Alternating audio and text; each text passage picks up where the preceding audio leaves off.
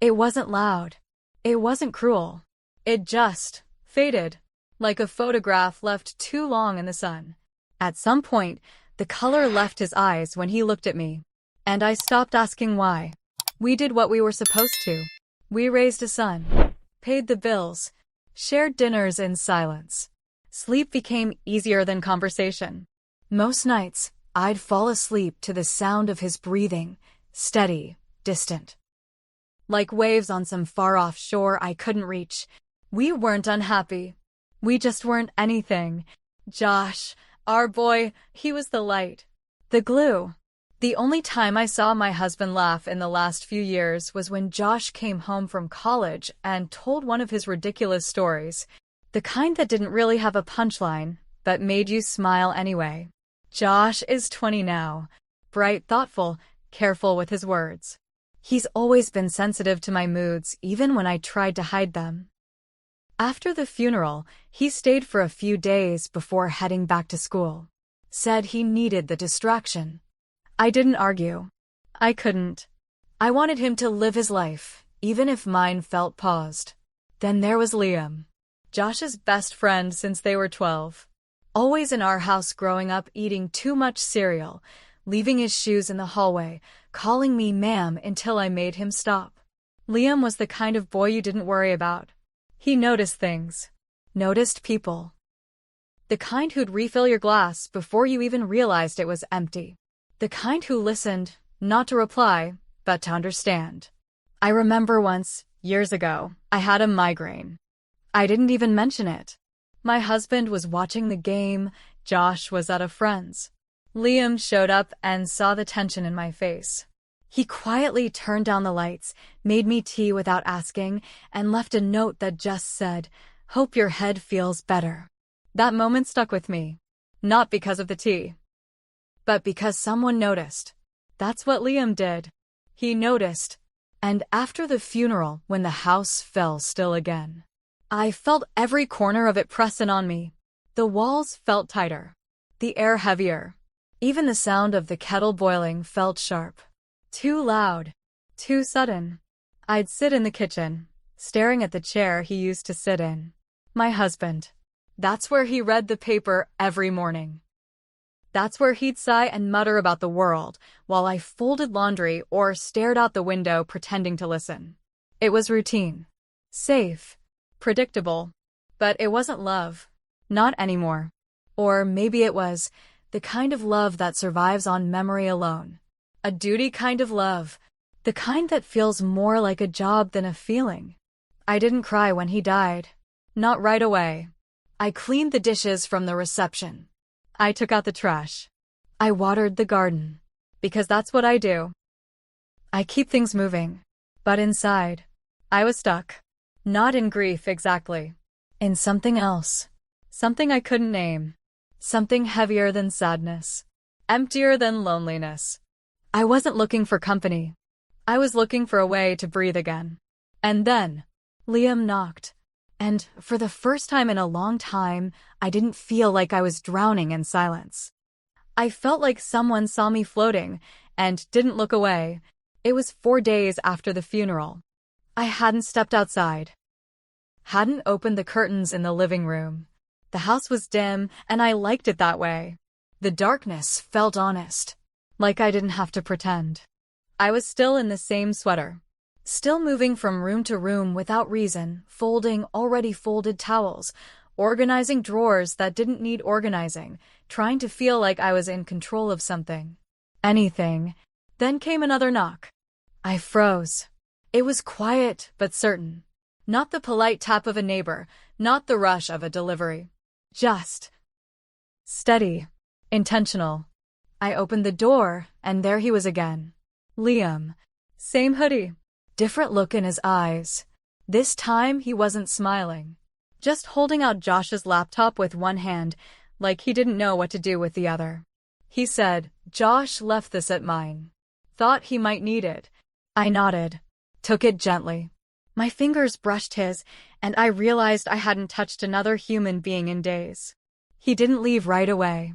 Instead, he glanced past me into the hallway. His eyes landed on the picture frames near the staircase. Dust settled along the edges. One of them was tilted. I hadn't noticed. He said, "Mind if I come in for a sec?" I hesitated, but I stepped back. He walked in slowly, like he was stepping into a church. Quiet, respectful, looking around like the house itself might fall apart if he moved too quickly. He didn't say much at first, just looked at the fireplace mantel, picked up a framed photo of Josh as a little boy on my husband's shoulders, brushed the dust off it with the sleeve of his hoodie. Then, without asking, he moved into the kitchen and put the kettle on. I didn't stop him. I sat down at the table, the same table I'd sat at after the funeral, staring at cold coffee. But now the silence was different. Not empty, not loud, just there. He made the tea exactly how I liked it. I hadn't told him. He just remembered. We sat across from each other. He didn't force a conversation. He just sipped and looked at me. Not the way people look when they pity you. Not the way they look when they don't know what to say. He looked at me like I was still here. Like I was still me. Eventually, he spoke. I was gonna wait until Josh got back, but I thought maybe you could use someone around. I didn't answer. My throat tightened. I hadn't used my voice in so long it felt foreign. But then I surprised myself. I started talking. Not much at first. Just little things. About how I couldn't sleep. How I kept waking up thinking I heard footsteps. How I caught myself setting 2 plates at dinner even though there was no one to sit across from me. And he listened. Fully. Quietly. He leaned in slightly, his hands wrapped around the mug, like he wanted to gather every word I said and keep it safe. At one point, I laughed. Just a small, breathy thing.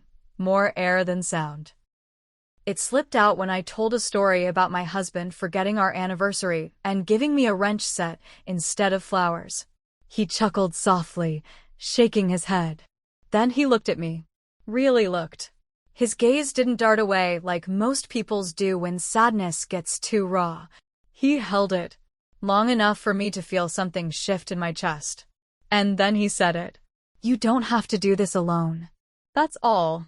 But I didn't hear those words. What I heard was, "I see you. I haven't forgotten you're still here." It was the first time in a long time I didn't feel invisible. I didn't know what to do with that feeling. So I looked away, pretended to sip my tea. But I could feel it, his eyes still on me. Not in a hungry way. Not in a wrong way. Just lingering, noticing. And the strangest part? I didn't pull away. That knock on the door. It didn't bring company. It cracked something open. That night, after Liam left, I sat on the edge of my bed staring at nothing. The house was quiet again, but it wasn't the same kind of quiet. It had weight, like something had shifted and couldn't be shifted back. I touched the rim of the teacup he used. His fingerprints still smudged the side. I should have washed it. I didn't. I just kept looking at it like it might explain something to me I didn't understand. I told myself it was just kindness. He was just being kind, gentle, thoughtful, but deep down I knew better. It wasn't what he said. It was how it felt. To be seen, to be heard, to have someone sit across from me and not talk at me, but to me. And for a moment, just a moment, I felt something that scared me more than grief ever did. I felt alive. Not the dramatic, movie scene kind of alive, but something quieter, something deeper. Like my skin remembered touch, like my voice remembered laughter. And I hated myself for it. Because how could I feel anything but sorrow so soon? How could a smile creep across my face when my husband's coat still hung by the door? I tried to push the feeling down, bury it under laundry and dishes and unopened sympathy cards. I told myself it was grief. Just grief. Just the ache talking.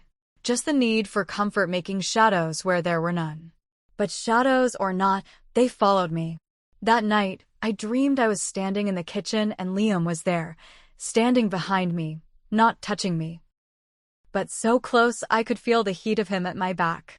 I wasn't afraid. I wasn't even surprised. I just leaned. And when I woke up, my pillow was wet with tears I didn't remember crying. The next morning, I stared at my phone longer than I should have, waiting for a text I didn't know I wanted, dreading it, craving it. Then it came. "You okay?" 3 words. So simple. I stared at them like they held some secret. My fingers hovered over the keyboard. I typed yes. But my hand shook before I hit send. Because I wasn't okay. I hadn't been for a long time. Not since the late-night arguments. Not since the cold shoulders. Not since I stopped looking in the mirror because I didn't recognize who stared back. My husband didn't hurt me. He didn't raise his voice or his hand. He just stopped choosing me. Little by little, year by year, I shrank in his presence. I became smaller to keep the peace. Softer so I wouldn't seem too much. I tucked parts of myself away until I couldn't remember where I'd left them. And now, someone knocked on the door and looked at me like I was still whole. Still worth seeing. And that was the most dangerous thing of all. Because I wasn't lonely. I was starving. Starving for attention that wasn't transactional. For conversation that didn't feel like a chore. For warmth that wasn't born out of duty. For something I didn't have the words to name. I kept replaying Liam's words. "You don't have to do this alone." They echoed. Not like a memory. Like a possibility. I told myself it didn't mean anything. That I was just raw. Just open. Just broken. But I also knew something had already started. Something I wasn't sure I could undo. Liam started showing up more. Not every day. Just enough that it didn't feel like a pattern until it was. First it was the fence. A few boards had come loose from the wind. I didn't ask. He just showed up one morning with a toolbox and said, "Figured this place could use a little care." Then it was the back door handle. The loose porch light. The dripping faucet. Little things my husband used to ignore. Little things Liam noticed. He didn't stay long, but long enough to fill the silence. Long enough to remind me I wasn't invisible. Some days he didn't fix anything. He just came by to sit. To talk. Sometimes we'd sit out on the porch and say nothing at all. Just sip tea and listen to the wind move through the trees. And when we did talk, it wasn't surface level anymore. It got deeper. He told me things about his own childhood. About his dad leaving.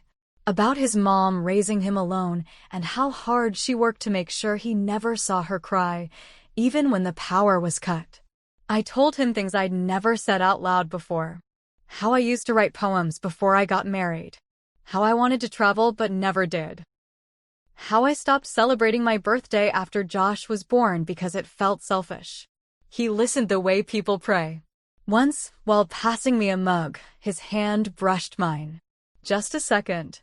Just skin on skin. But I didn't pull away. And he didn't apologize. And that silence between us suddenly felt electric. Another time, we were in the living room, and I told a story about how Josh once tried to bake me a birthday cake when he was 10. Burned the entire thing. The house smelled like smoke for days. I laughed. A real laugh. And Liam just stared. Not in a rude way. Not in a way that made me uncomfortable. But in a way that said, "I forgot you could laugh like that." And then his gaze drifted to my lips. Just briefly. But enough for my heart to forget how to beat normally. Later that night, I cried. Out of nowhere. Just broke down in the kitchen while putting away dishes. My hands shaking, my body suddenly remembering the weight of everything I'd tried to hold together. Liam didn't say anything. He just stepped in and wrapped his arms around me. Strong, warm, steady. And I sank into him like it was the most natural thing in the world. His hand moved slowly across my back. No urgency, no intent. Just presence. I could feel the tears soaking through his shirt. He didn't pull away. Not when the crying slowed. Not even when the silence returned. And neither did I. I told myself it was just kindness. Just grief. Just someone being there when I needed it most. But my heart, it knew better. Because even when I closed my eyes, I could still feel the imprint of his body against mine. That night, I sat on the couch alone, and I let myself remember something I hadn't thought about in years. My wedding day. How my husband barely looked at me when I walked down the aisle. How his hands trembled, not from nerves, but from doubt. How the photos looked better than the moment actually felt. How I smiled through all of it, because I wanted the dream more than I wanted the truth. And now, all these years later, the truth was sitting in my kitchen, pouring wine, and asking me what kind of music I liked. I told him jazz. He played some soft Coltrane from his phone. We sat in dim light, talking about everything and nothing. And when I laughed again, really laughed, he looked at me the way no one had in a long, long time. Like I was alive. And when it was time for him to go, he stood up, reached for me. I thought it would be a quick hug. Polite, respectful. But when our arms wrapped around each other, it lingered. Longer than it should have. And this time, I didn't let go first. I told myself this was healing. But something in me already knew it was a storm. It was raining that night. One of those slow, steady rains that feels like it's washing the world clean, only it wasn't. Josh was out of town for the weekend. A school trip.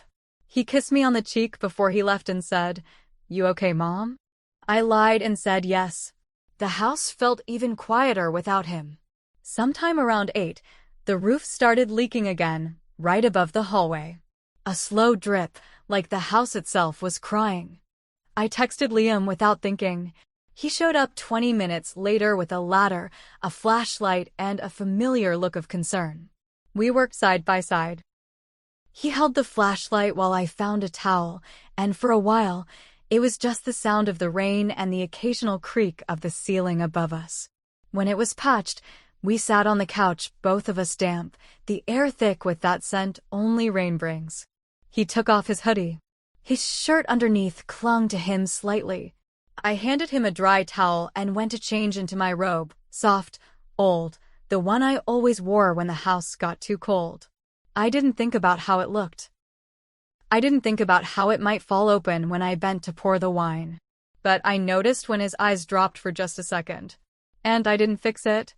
We sipped quietly, jazz humming low in the background. He asked if I remembered the song, an old one, from the 70s. I did. It used to play in my dad's car when I was a kid. The memory made me smile. He noticed that, too. The thunder rumbled outside. The lights flickered once. And then everything stilled. He looked at me. Not in a way that demanded anything. Just waited. I should have said something. I should have stood up. Put distance between us. Closed the robe. Turned off the music. But I didn't. He reached forward first. Just touched my hand. Waited again. And then he leaned in. The kiss was soft. Careful. Barely there. But I felt it everywhere. I pulled back, not out of rejection, but out of fear. Fear of what it meant. Fear of what it didn't. He blinked, stunned, and whispered, "I'm sorry." I should have told him to leave. I should have said this was wrong. But I didn't move. We sat there, side by side, barely breathing. He didn't touch me again. He didn't need to. The air between us did all the speaking. And then, quietly, like it hurt to admit it, he said, "I've never felt seen like this before." I looked at him. At his face. His hands. The way his chest rose and fell like he was holding back something enormous. I didn't answer. Because I could have said the same. But words would have made it real. And I wasn't ready for real. Not yet. The rain kept falling. The jazz kept playing. And inside me, something broke open in a way I couldn't put back together. Some betrayals don't come with intent. They come with need. The next morning, he was gone. No note. No text. No call. Just gone. The wine glasses were still on the coffee table. The towel he'd used was folded neatly on the edge of the armchair.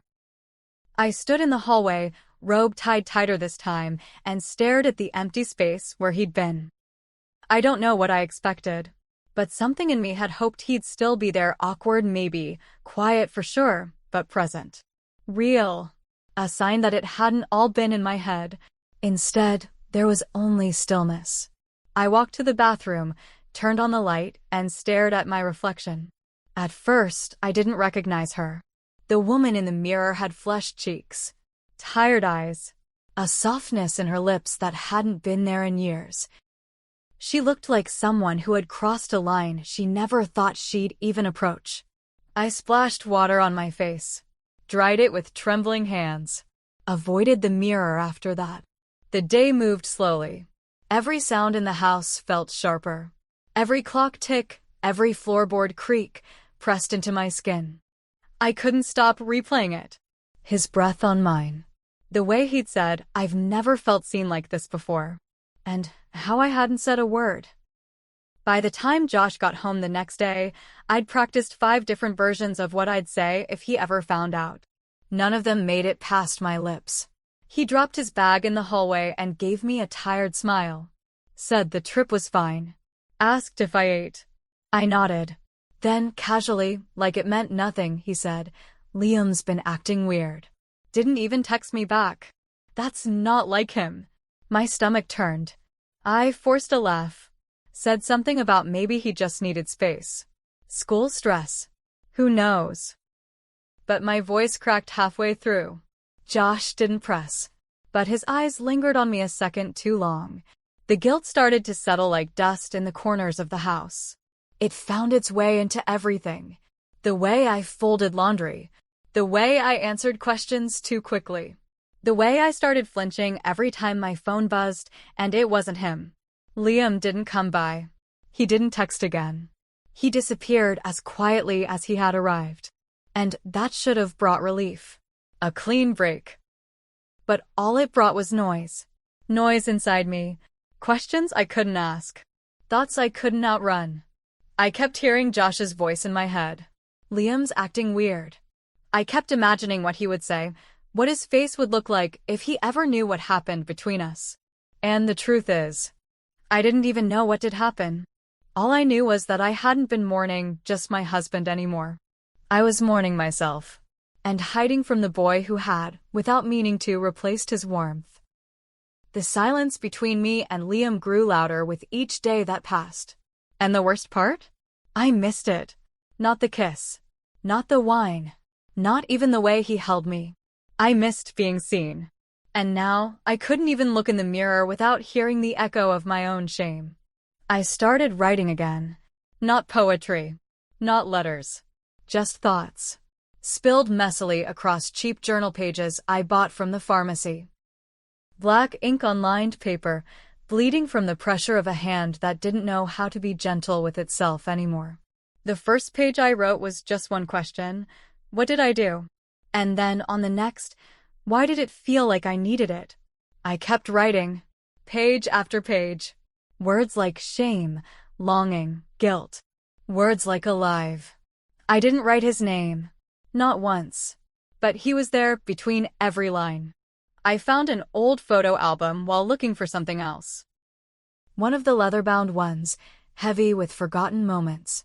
I sat on the floor with it for over an hour, flipping through page after page of staged smiles and stiff shoulders. My wedding photos were toward the front. I stared at them longer than I should have. My dress was beautiful. My makeup done just right. My smile was practiced tight around the edges. His eyes, even then, looked somewhere else. I turned the page. There I was, 10 years later. Hair shorter. Eyes heavier. Still smiling. Still waiting. That's what hit me most. How much of my life I had spent waiting. Waiting to feel chosen. Waiting to feel seen. Waiting for someone to notice that I was still here, underneath the good wife, the good mother, the keeper of the house and the calendar, and the emotional load no one ever acknowledged. Was it loneliness? Maybe,